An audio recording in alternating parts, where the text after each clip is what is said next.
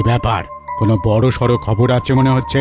আছে তো বটেই, নাহলে কি আমি নিজে খুঁজে খুঁজে তোমার সঙ্গে মোলাকাত করতে আসি? সেটা তো বুঝতেই পারছি, এখন খবরটা কি সেটা তো বলবে। খুব ধুমধাম হবে, লুটতে পারলে একেবারে মালামাল হয়ে যাবে। তাই নাকি? তবে কিন্তু আমি কৃষ্ণনগরে গিয়ে কোনো হুজ্জুতি করতে পারবো না। আগের বার ওই গোপালের পাল্লায় পড়ে আমার চরম বেইজ্জতি হয়েছিল। না না, এবারে আর কৃষ্ণনগরে যেতে হবে না, এখানে বসে বসেই একেবারে হাতে গরম দাম মারতে পারবে। বলো কি? বাহ বাহ বাবা, তবে তো আর কোনো কথাই নেই, একেবারে খাপে ভরে ধপাস ধান। কিন্তু ব্যাপারটা একটু খোলসা করে না বললে তো সব কেমন ধোঁয়া ধোঁয়া লাগছে। সব ধোঁয়া কেটে যাবে, তবে তার আগে লাভের গুড় কেমন কি এই পাতে পড়বে সেটা তো ঠিক করতে হবে। ভাগ বাটোয়ারা নিয়ে কোনো চিন্তা নেই, দাও মারতে পারলে যা পাবো সব আধা আধি হয়ে যাবে। আমার কথার খেলাপ হবে না। এটাই তো চাই। লাফালাফি বন্ধ করে কাজের কথাটা বলো। এই তো বলছি, কানটা আগে আমার মুখের কাছে আনো।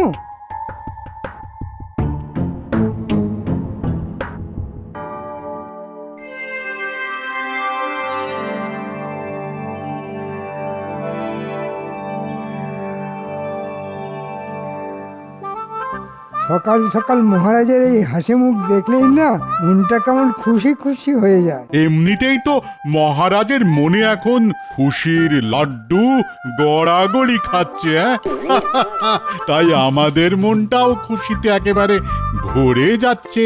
আমি তো এখন থেকেই ভেবে অস্থির হয়ে যাচ্ছি যে কতটা মজা করব আর কি কি মজা করব। তা তো বটেই, এমন ভোগের যোগ কি বারবার আসে? আমার তো যেন আনন্দের আর সীমা নেই। তা ঠিক, তা ঠিক, আনন্দ আমারও হচ্ছে বটে। তবে আরো যেটা ভালো লাগছে সেটা হলো এই তোমরা সবাই কেমন চাঁদ পানা মুখ করে বসে আছো, কিন্তু কই তাকে তো দেখছি না। উফ, কি আনন্দ, কি আনন্দ! মহারাজের বিয়ে, মহারাজের বিয়ে! আরে আরে আরে আরে আরে, এই তো গোপাল এসে গেছে। কিন্তু ব্যাপার কি গো, এত নাচানাচি করছো কেন? এখন নাচবো না তোর কখন নাচবো মহারাজ? এমন ধুমধাম করে মহারাজের বিয়ে কি আর বারবার দেখতে পাবো? আরে আরে, বিয়ে আবার হবে কেন? এবার তো আমার আর মহারানীর 25 বছরের বিবাহ বার্ষিকী পালন করা হচ্ছে ধুমধাম করে। যাহা বিবাহ তাহাই কি বিবাহ বার্ষিকী? ও গোপাল, বলি আনি তোমার বুদ্ধি। ইয়ার নতুন কি কথা? গোপাল তো বরাবরই বুদ্ধির চাল কুমড়ো, ওর কাছে মুড়ি যা মুড়ি ঘন্ট তার। এটা আপনি একেবারে ঠিক বলেছেন মন্ত্রী মশাই। খাওয়ার ব্যাপারে আমি কোনো বাছ বিচার করি না। আমি খেতে পেলে খাই, শুতে পেলে শুই। বেশ বেশ, খাবে খাবে, যত খুশি তত খাবে। আরে খাওয়ারই তো উৎসব, তবে শুয়ে পড়লে কিন্তু হবে না, কেননা শুলেই যে খাওয়াটা একেবারে ফসকে যাবে। তবে শুধু কি খানা পিনা, নাচ গানাও খুব হবে বলে মনে হচ্ছে। আমি তো সেই জন্যই এখন থেকেই শুরু করে দিয়েছি মহারাজ। তাই তাই তাই মহারাজের শ্বশুর বাড়ি যাই, সেখানেতে ভারী মজা, যত খুশি খাই। আহা! কোনো চিন্তা নেই গোপাল, আমি বিশেষ হজমি পাচন বানিয়ে রেখেছি। যত খুশি খাও আর পেটের গন্ডগোলের কথা ভুলে যাও।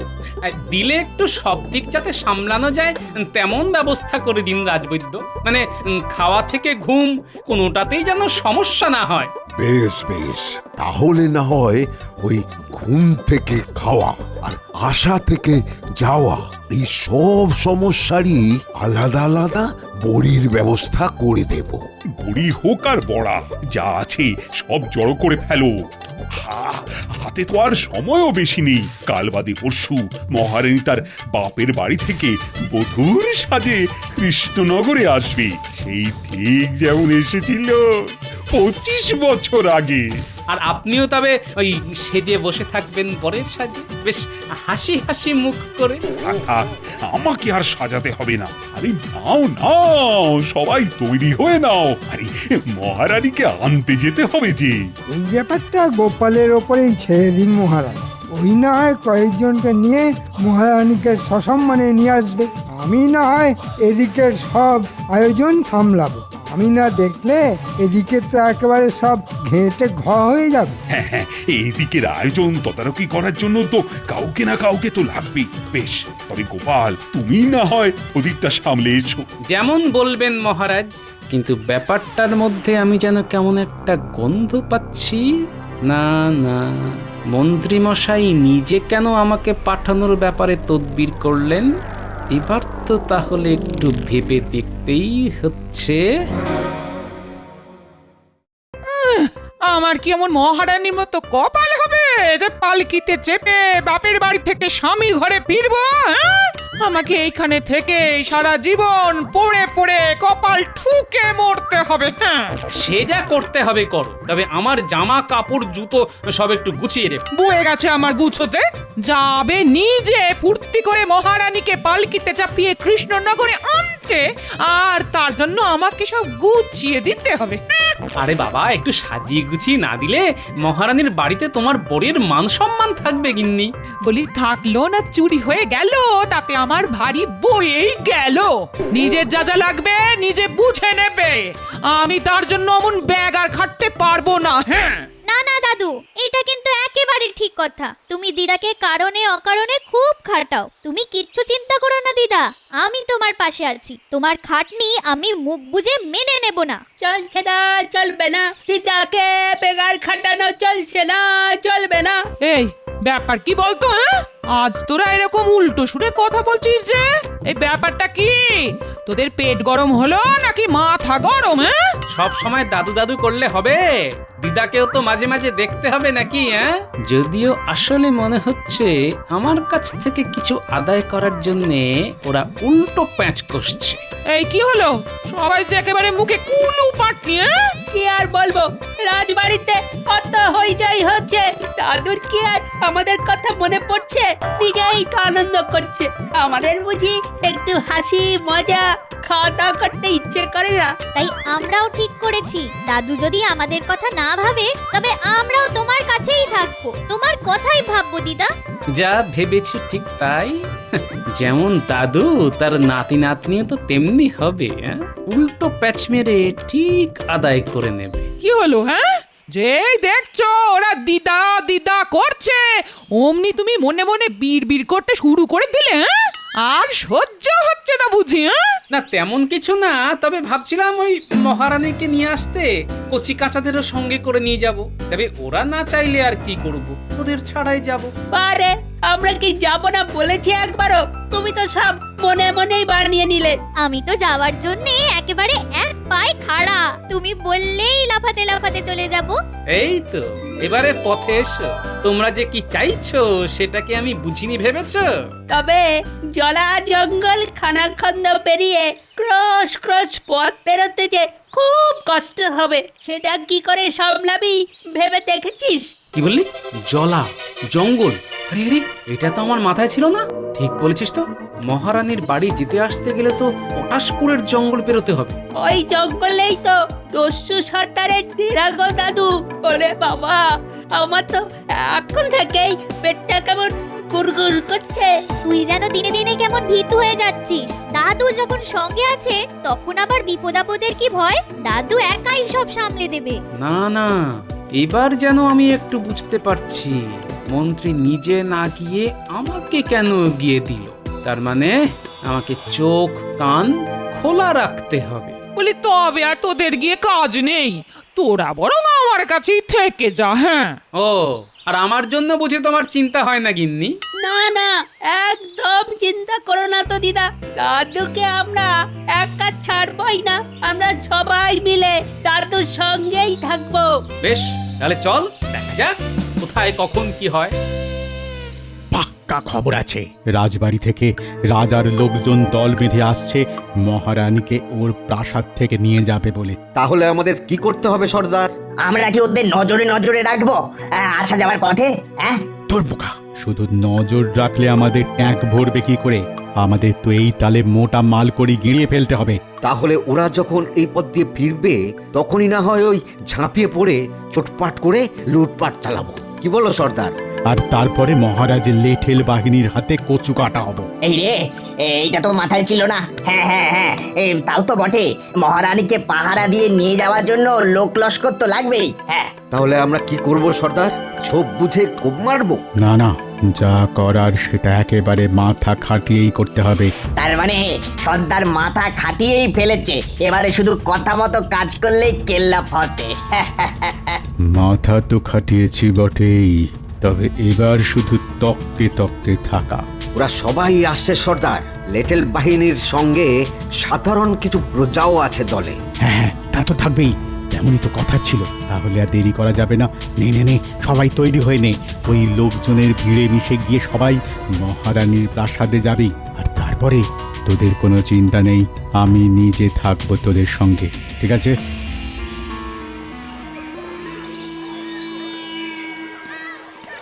এই জঙ্গলটা পেরিয়ে যেতে পারলেই মহারানীর প্রাসাদে পৌঁছে যাব। পৌঁছে যাবো তো সেই কখন থেকে করছো, তারপর আবার হাঁটছো তো হাঁটছো। বাবারে বাবা, আমি যে আর পারি না। না, এর থেকে মন্ত্রীমশাইয়ের সঙ্গে কৃষ্ণনগর থেকে সবকিছু তদারকি করলেই কাজ দিত। আরে সে কি, এসব আবার কি কথা? এখন এইটুকু পথ আসতেই যদি গলদঘর্ম অবস্থা হয়, তবে খ্যাটন করে ফেরার সময় কি হবে? তখন যা হবে হবে। এখন তো হাঁটতে হাঁটতে হাঁটুতে ঠোকাঠুকি লাগছে। ওরে বাবারে, আরে কে কোথায় আছো গো? আমি একটু ঠান্ডা জল খাবো। ওরে বাবা, ওরে বাবা। যার যা খাওয়া সেটা একেবারে মহারানীর প্রাসাদে গিয়েই খাবে। ততক্ষণে খিদেটা জমে একেবারে ক্ষীর হয়ে যাবে। ক্ষীর হোক আর দুধ, খাতির ভালোই হবে। তবে গোপাল যেভাবে নিজেই দায়িত্ব নিয়ে আমাদের তাড়িয়ে তাড়িয়ে নিয়ে যাচ্ছে, তাতে মনে হচ্ছে আমার হাতের বালা লাঠিটাও তোমার হাতে দিয়ে দিই। হ্যাঁ দেখুন লেঠেল প্রধান, মহারাজ তো আপনাদের বাহিনীর সবার জন্যই এইরকম লাঠির আর বালার ব্যবস্থা করেছেন। বাকিদের জন্য যদি তেমন কিছু ভাবতেন, তবে সাজটাও জমতো আর আর হাতটাও বেশ ভরা ভরা লাগতো। কি করলে কি হতো সেসব কথা এখন থাক না ভাই। চলো চলো, আমরা মহারানীর প্রাসাদে যাই, চলো।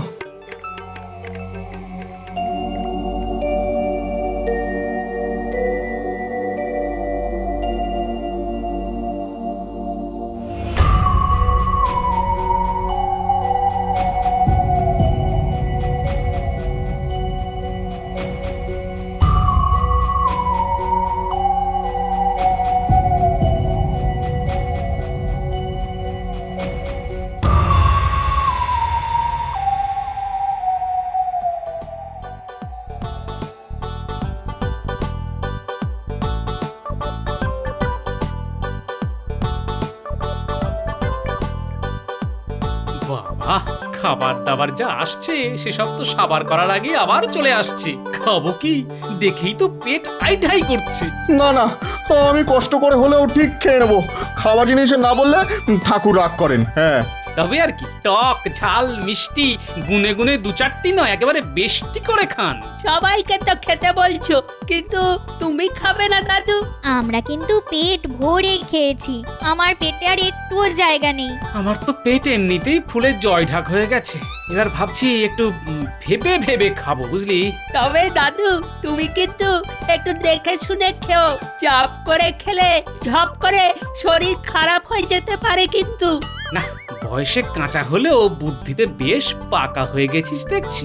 বুদ্ধি আমারও কিছু কম নেই।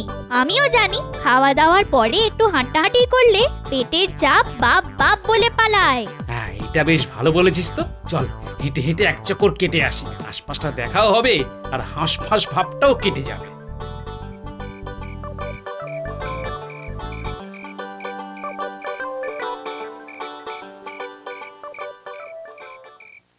কি সবাই কি ঝুপ করে ঘুমিয়ে পড়লো নাকি? সব কেমন চুপচাপ হয়ে গেছে দেখো। তাই তো দেখছি, ওদিকে আমাদের লোকজনেরাই বা কি করছে কে জানে। কাল সকাল সকালই তো বেরিয়ে পড়তে হবে আমাদের। ওই তো ওদিকের ঘরটায় আছে বলে মনে হচ্ছে সবাই। চলো তো গিয়ে দেখি কি চলছে ওদিকে। কি আবার হবে, দেখবি হাঁক পাক করে খেয়ে লেঠেল আর লোক লস্কররা এখন নাক ডেকে ঘুমোচ্ছে।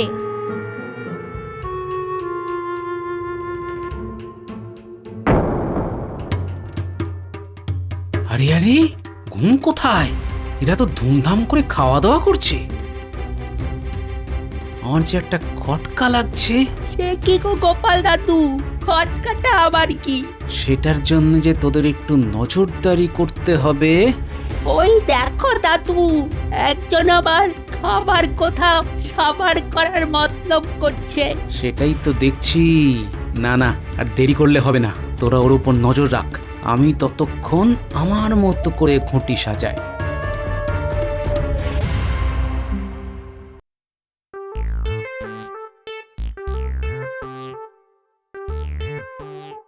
এ কি গো গোপাল দাদু, সব ছেড়ে তুমি এবারেই পান নিয়ে বসলে কেন? না না, মানে হাতের কাছে পান পাতাও ছিল আর মশলাও ছিল, কিন্তু তোরা কি খবর নিয়ে এলি সেটা ঝটপট বলে ফেল দেখি। বাইরের দিকে একটা ছোপে বেশ কয়েকজনকে না হাত মুখ বেঁধে ফেলে রাখা আছে, আর যে লেঠেলটা খাবার নিয়ে গেল সে ওদের পাহারা দিচ্ছে। কিন্তু এসব কি হচ্ছে গোপাল দাদু? মনে হচ্ছে ভেতরে ভেতরে বেশ কিছু একটা ঘোট পাচ্ছে। আমরা তো আবার আড়ি পেতে এটাও শুনলাম যে একজন লেঠেল বলছে যা পাবো মন্ত্রীমশাইয়ের সঙ্গে আধা আধি ভাগ করে নিতে হবে। তার মানে যেটা ভাবছিলাম সেটাই তাই, আর তাই যে আয়োজন করছি সেটাও ঠিকঠাক করে ঠিকঠাক জায়গায় পৌঁছে দিতে হবে। তবে তুমি কি সবাইকে পান খাওয়াবে নাকি দাদু? না না না না, এই পান তো তারাই খাবে যারা ভরপেট খেয়ে এখন আনচান আনচান করছে। এখন শুধু একজন ভৃত্য ডেকে এই সব পান ওই লেঠেলদের ঘরে পৌঁছে দিতে হবে। আজ এই পর্যন্তই, বাকি কাজ কাল সকালে হবে। কি যে হচ্ছে আমি তো কিছুই বুঝতে পারছি না। এদিকে মহারানীর পালকি তৈরি, মহারানী তৈরি সেজে গুজে, আর আমাদের লিটল বাহিনী কিনা নাক ডেকে ঘুম দিচ্ছে। না না না না, আমাদের বাহিনী তো তৈরি আছে মশাই, যারা ঘুমোচ্ছে তারা না হয় ঘুমিয়ে ঘুমিয়ে কৃষ্ণনগরে চলে যাবে। দেখো গোপাল, এরকম সময় তোমার হেয়ালি শুনতে আমার একদম ভালো লাগছে না। হ্যাঁ, আর হেয়ালি শুনে কাজ নেই, ওদিকে মহারানী পালকিতে উঠে পড়েছেন গিয়ে, আর তার সঙ্গে তোমার কথা মতো একটা গরুর গাড়ি বোঝাই করে যারা ঘুম দিচ্ছিল তাদের গুছিয়ে তুলে ফেলা হয়েছে। ব্যাস ব্যাস, তবে আর কি, ব্যবস্থা যখন হয়ে গেছে তখন দেরি না করে তাড়াতাড়ি যাত্রা শুরু করাই তো ভালো।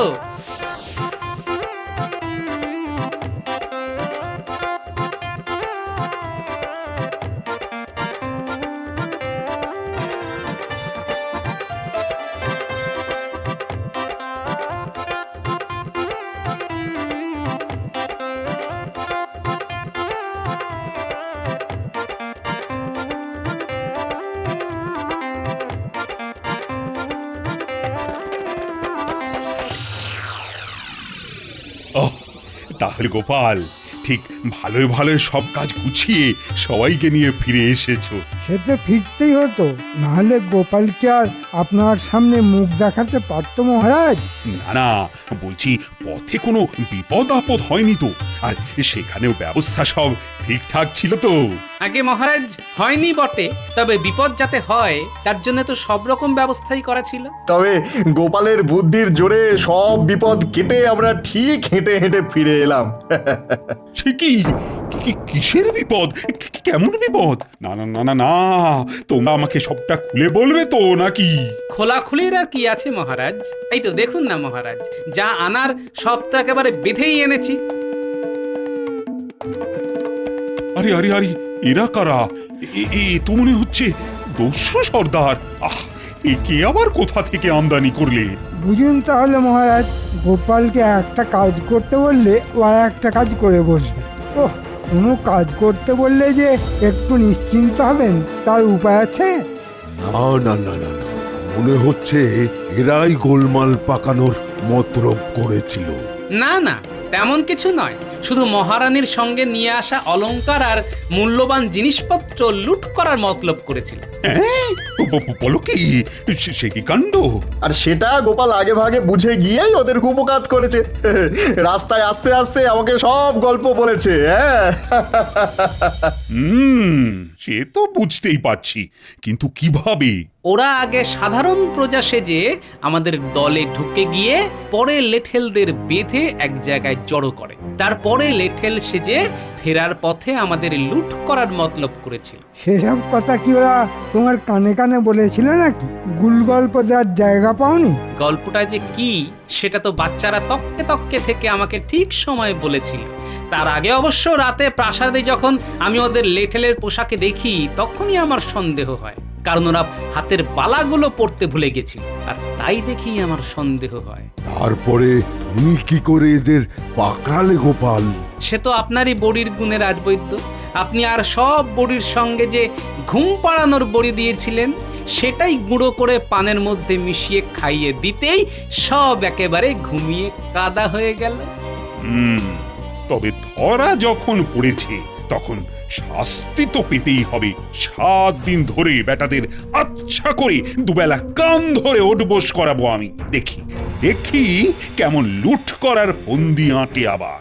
যা দেবেন দিন, তবে শাস্তির অর্ধেকটা কিন্তু মন্ত্রী মশাইকে দেবেন। কেন? এর মধ্যে আবার মন্ত্রী এলো কোথা থেকে? মন্ত্রী মশাই তো এই লুট করার মতলবে এঁটেছিলেন, আমাদের জঙ্গলে গিয়ে সব বলে এসেছিলেন, আর কথা ছিল আমি যা পাবো তার অর্ধেক ভাগ উনি নেবেন। এসব হাবিজাবি কথায় একদম বিশ্বাস করবেন না মহারাজ, সব মিথ্যে কথা। কথা যখন হয়েছে তখন মিথ্যে হোক বা সত্যি, শাস্তি তো ভাগ করে নিতেই হবে মন্ত্রী মশাই। ছি ছি ছি ছি মন্ত্রী, তোমার পেটে পেটে কিনা এই মতলব ছিল? না না না না, তোমাকেও শাস্তির ভাগ পেতে হবে, কোনো ছাড়াছাড়ি নেই। এবারের মধ্যে ছেড়ে দিন মহারাজ, এমন আর কোনোদিন হবে না। আমি এই নাক মুলছি, কান মুলছি মহারাজ, আর কোনোদিন হবে না। যত যাই করো না কেন আমি কোনো কথা শুনছি না। তবে আমার বিবাহ বার্ষিকী যাতে মাঠে মারা না যায় তার জন্য গোপাল যা করেছে তার সত্যি কোনো তুলনা হয় না। আর সেই জন্য মন্ত্রীকে শাস্তি দেওয়ার পাশাপাশি গোপালকে আমি বিশেষ পুরস্কার দেব। মহারাজের বিবাহ বার্ষিকী জমে একেবারে ক্ষীর হয়ে গেল।